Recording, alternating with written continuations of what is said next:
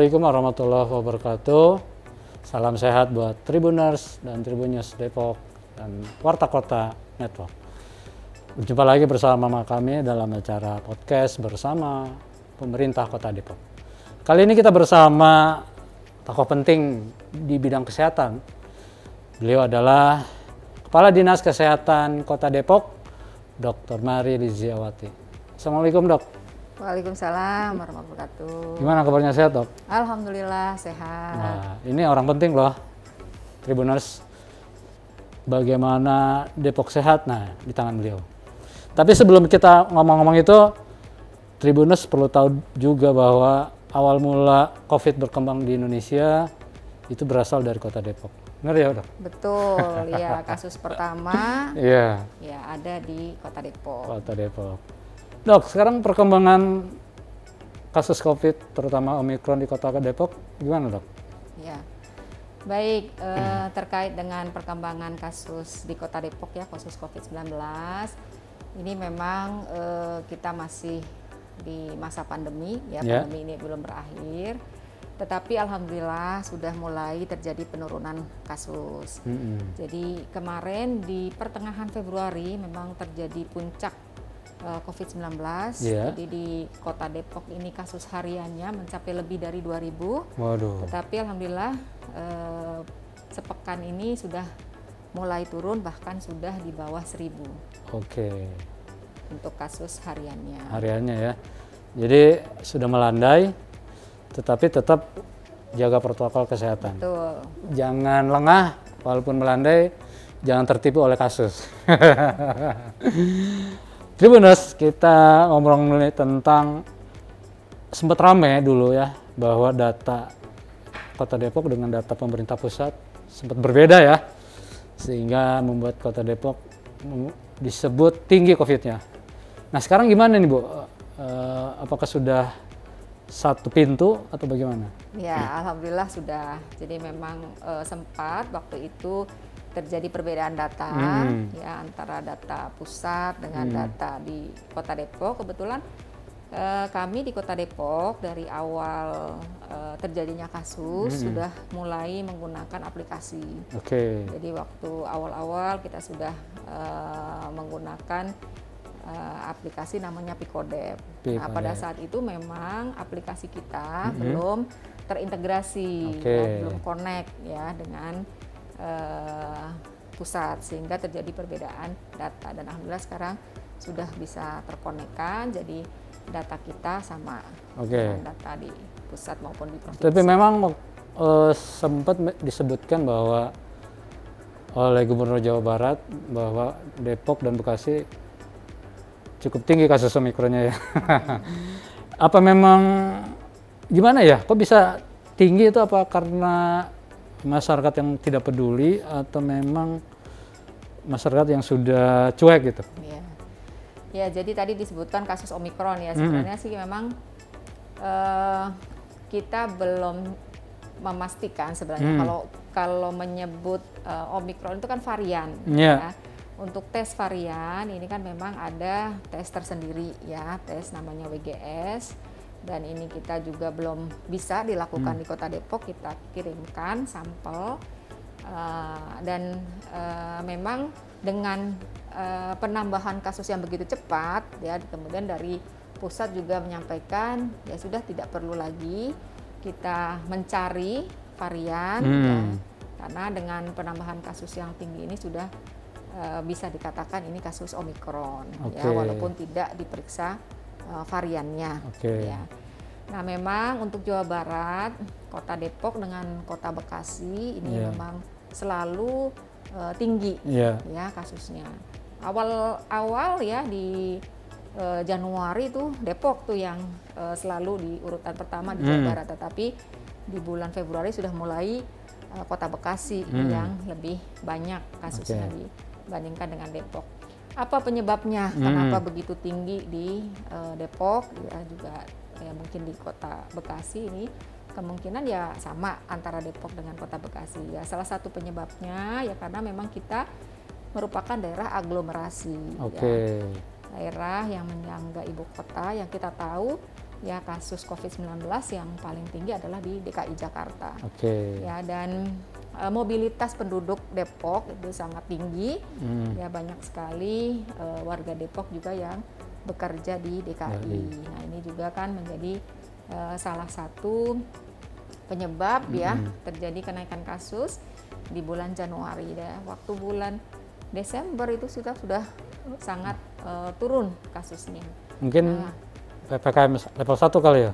Ya, kita sudah sempat PPKM level 1. Nah, kemudian di Januari itu kan ada varian baru ya. Varian baru masuk ke Indonesia, varian Omikron yang dari Afrika Selatan yang ya penularannya itu daya tularnya sangat tinggi ya, bisa 4 sampai 5 kali dari varian sebelumnya. Ini salah satu yang membuat ada kenaikan kasus yang cepat. Ya, kemudian ditambah lagi adanya kemarin libur Nataru. Ini juga membuat ada kenaikan. Kemudian setelah itu ada PTM ya 100%. Itu juga termasuk salah satu yang menyebabkan adanya kenaikan kasus. Ya, jadi hal-hal yang seperti ini yang kemudian yang tadi ya yang adanya varian Omikron itu karena adanya PPLN ya, perjalanan para pelaku perjalanan dari luar negeri yang akhirnya terjadi penularan kasus Omikron yang awalnya penularannya dari PPLN kemudian terjadi transmisi lokal atau penularan di tingkat lokal. Tribuners, kita gali lebih dalam tentang COVID di kota Depok. Bu lagi dok. Pengamat epidemiologi bilang varian COVID begitu banyak. Apakah ada bocoran akan ada varian baru lagi? Kemudian bagaimana dengan tingkat vaksinasi COVID di kota Depok? Karena ini saling berhubungan dan berkaitan erat. Ya. Kalau varian baru apakah akan ada lagi, kita juga belum bisa pastikan. Kalau kita ya berharap sudah tidak ada lagi ya. Harapannya kan kasus melandai ya terus sampai nanti tidak ada kasus baru ya. Harapannya pandemi ini sudah nanti juga bisa selesai. Jadi tapi kemungkinan apa nanti terjadi varian baru ya mungkin saja. Ya, kita tidak tahu bagaimana ke depannya. Bahkan sempat waktu itu ketika kita ada pertemuan dengan Dinas Kesehatan Provinsi, waktu itu hadir pula Labkesda Provinsi Jawa Barat, ya mereka juga menyampaikan saat itu ya pada waktu itu sekitar bulan Januari ya pada waktu itu disampaikan kasus Omikron sudah mulai ada pada saat itu, tetapi Delta juga masih ada ditemukan varian Delta, sehingga yang dikhawatirkan nanti ada perkawinan katanya antara varian Omikron dengan varian Delta. Ya. Perkawinan, jadi tidak hanya orang ya, perkawinan. Ternyata virus juga ada ya. Yang dikhawatirkan, tapi mudah-mudahan tidak ya. Mudah-mudahan dengan masyarakat makin patuh terhadap protokol kesehatan, ya kasus makin turun. Ini mudah-mudahan tidak terjadi lagi ada varian baru. Iya, nih membuat masyarakat resah gitu. Ya harapannya kita berharap tidak ada, tapi ini mudah-mudahan juga bisa menjadi pelajaran lah bagi kita semua, bagi masyarakat, bahwa tahun kemarin kan kejadiannya seperti itu setelah libur tahun baru Idul Fitri ya. Idul Fitri ya. Tahun kemarin kemudian terjadi lonjakan kasus. Nah, semoga masyarakat bisa menahan diri. Ya, ini menjelang Ramadan, mudah-mudahan tidak berbondong-bondong mudik sebelum Ramadan atau nanti menjelang Idul Fitri ya berbondong-bondong mudik Lebaran. Mudah-mudahan bisa menahan diri sampai betul-betul ya kasus ini benar-benar melandai dan tidak terjadi kasus baru. Tribuners, dokter, banyak masyarakat yang sudah beranggapan bahwa setelah vaksinasi dosis 2 dan booster akan aman. Walaupun terpapar tidak sampai berat, dan itu membuat banyak masyarakat yang ya seolah-olah the new normal gitu. Menurut dokter gimana nih? Ya, jadi vaksinasi itu sangat penting ya untuk memberikan kekebalan kepada tubuh kita. Tapi tidak membuat kita menjadi tidak terinfeksi oleh COVID-19. Jadi tetap ya, apalagi nanti kalau misalnya terjadi ada varian baru, mudah-mudahan tidak ada, itu ya kita bisa terkena kembali. Ya, jadi untuk masyarakat tetap ya vaksinasi dosis 2 dilaksanakan, kemudian vaksinasi booster dilaksanakan ya, supaya kalaupun nanti kita terinfeksi atau terpapar nanti tidak bergejala berat ya. Ya memang sekarang dengan vaksin yang sudah cukup baik ya, gejalanya memang ringan ya, tapi bukan berarti dianggap remeh, karena kalau yang terkena adalah lansia atau orang dengan komorbid, itu juga bisa terjadi gejala berat. Oke, ya. Jadi anggapan masyarakat bahwa kita akan hidup seperti adanya virus influenza, kita terserang virus influenza tapi tidak akan mengalami gejala yang berat. Apakah betul seperti itu? Ya, ini memang yang terbaru ini kan wacana ya dari pusat. Kemarin dari Menteri Kesehatan juga sudah menyampaikan, dari pusat ada wacana untuk ya membuat kondisi pandemi ini menjadi endemi ya. Tetapi ini kan kita juga masih menunggu bagaimana kebijakan dari pusat ya seperti apa. Intinya kami daerah di Kota Depok ya akan mengikuti apa yang menjadi kebijakan dari pusat ya, pastinya sudah dengan berbagai pertimbangan, penelitian oleh para pakar ya seperti apa kondisi di negara kita. Ya, tetapi selama memang belum ada secara resmi, tetap kita masih menyikapinya dengan kondisi pandemi. Oke. Ya. Dok, vaksinasi di Kota Depok udah berapa persen, Dok? Ya, untuk vaksinasi sendiri sebenarnya kita sudah cukup bagus ya untuk vaksinasi secara total. Dosis 2-nya itu sebenarnya sudah di atas 70%. Memang untuk boosternya kita masih rendah ya, masih harus banyak dikejar ya, kemarin belum mencapai 6%. Dan untuk dosis 2 lansia juga ini juga dia masih menjadi perhatian, ini dosis 2 lansia masih di bawah 70% juga. Ya, jadi dua hal yang memang masih dikejar oleh kami. Vaksinasi dosis 2 lansia ya mudah-mudahan segera bisa di atas 70%, dan boosternya juga demikian. Tribuners, bagi warga Kota Depok, vaksinasi untuk lansia dan booster belum mencapai 70%. Jadi jangan lengah, libur lebaran jangan terlalu dipaksakan, jangan sampai orang tua kita terpapar COVID. Kalau sudah bergejala berat, rumah sakit penuh, ya itulah Pak yang terjadi. Begitu ya, Dok? Dok, apa prioritas tahun ini yang akan dilakukan Dinkes Kota Depok melayani warganya? Ya, baik. Untuk di tahun 2022 ini kita ada beberapa fokus ya. Yang pertama yang pasti terkait dengan pandemi, ini kita upayakan. Kemarin memang ada beberapa layanan di puskesmas yang belum optimal ya, sehingga mudah-mudahan pandemi ini tadi kasus melandai, tetapi kita juga sudah upayakan untuk membuat inovasi ya, salah satunya dengan telemedicine. Ya, jadi tidak perlu ada tatap muka ya, tapi dengan konsultasi melalui telemedicine. Ini memang sudah dimulai juga oleh pusat, oleh provinsi, dan insya Allah Kota Depok juga kita akan memulainya. Itu nama aplikasi atau program?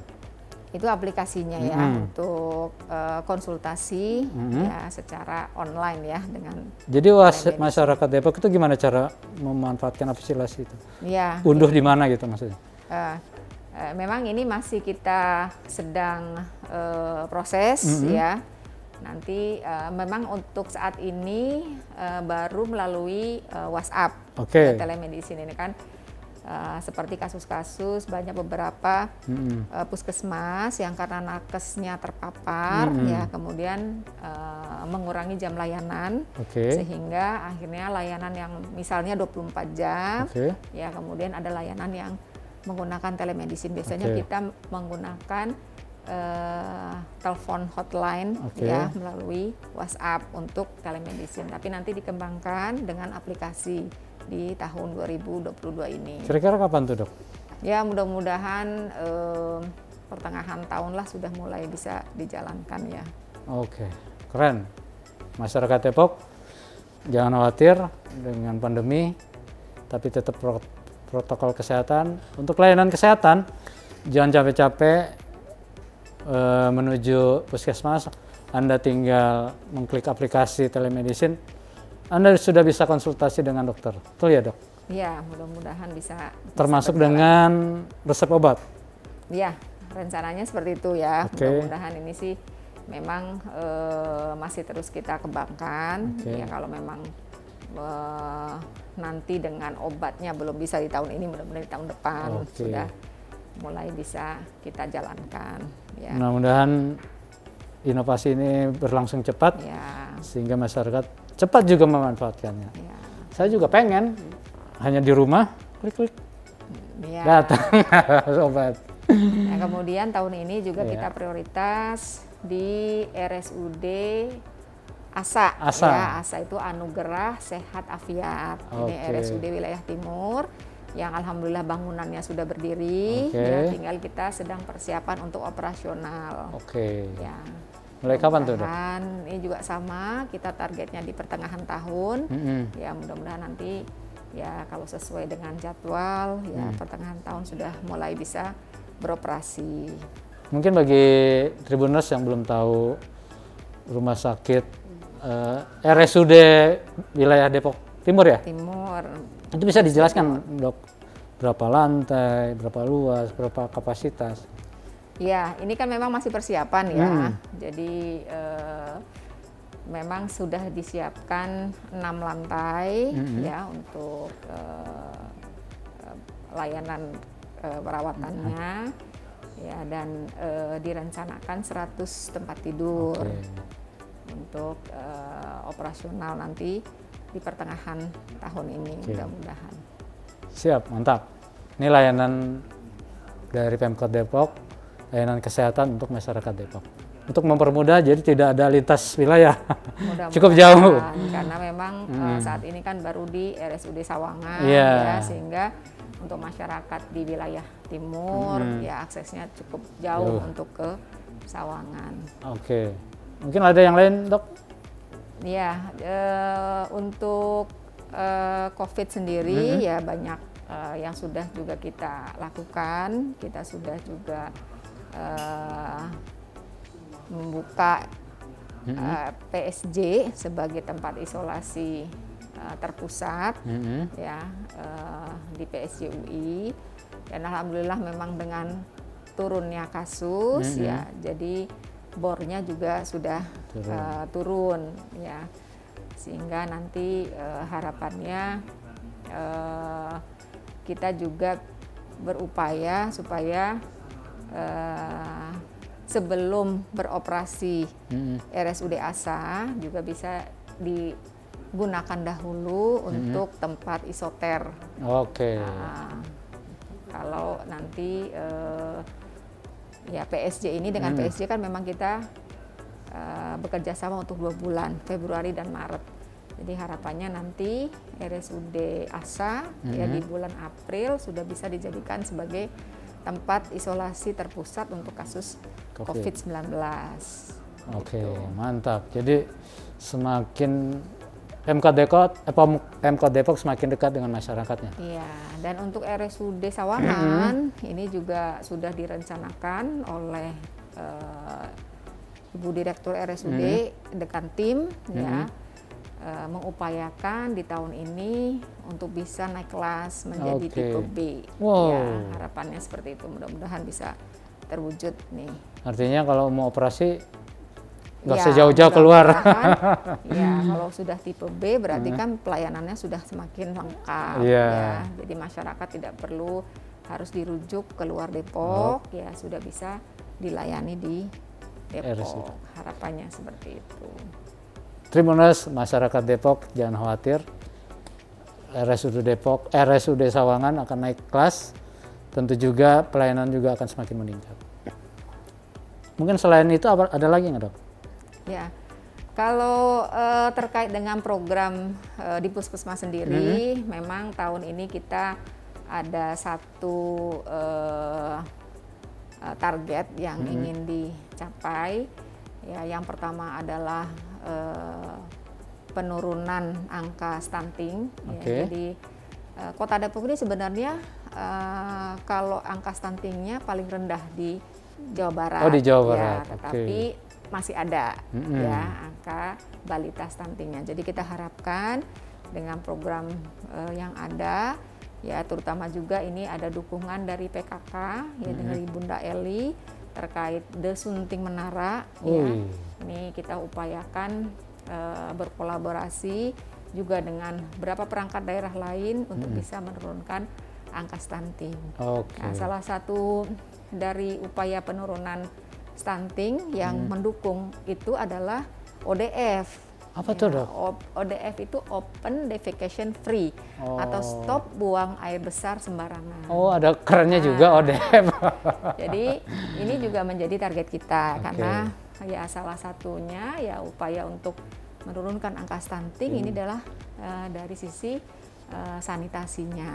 Ya. Itu di wilayah mana, Dok? Kira-kira? Jadi kita untuk 2021 kemarin di akhir tahun kita sudah mendeklarasikan waktu kemarin itu ada 24 kelurahan yang sudah deklarasi ODF. Jadi total dengan tahun sebelumnya itu sudah 41 kelurahan yang sudah ODF. Bebas. Nah, jadi ya bebas buang air besar sembarangan. Nah, jadi kita masih punya PR 22 kelurahan ya yang masih belum ODF. Nah, kita harapkannya di 2022 ini juga 22 kelurahan itu kita upayakan, kita kejar supaya juga bisa deklarasi ODF ya, sehingga masyarakat Kota Depok seluruhnya ini sudah stop buang air besar sembarangan ya. Semua keluarga rumah tangga sudah mempunyai jamban sehat ya, sudah menggunakan septic tank, harapannya seperti itu. Jadi itu daerah perbatasan mungkin ya? Nah, di Kelurahan Depok paling banyak. Oh, Kelurahan Depok. Masih yang belum menggunakan septic tank. Oh, masih jamban helikopter ya? Iya. Ternyata jamban helikopter masih ada ya. Tapi mudah-mudahan Dinas Kesehatan dan pemerintah Kota Depok bisa menolkan kasus jamban helikopter. Saya bingung ngomongnya. ODF. Tribuners, demikianlah wawancara kita dengan Kepala Dinas Kesehatan Kota Depok, Dr. Mari Diziawati. Sampai ketemu lagi. Assalamualaikum. Terima kasih ya, Bu. Ya, sama-sama.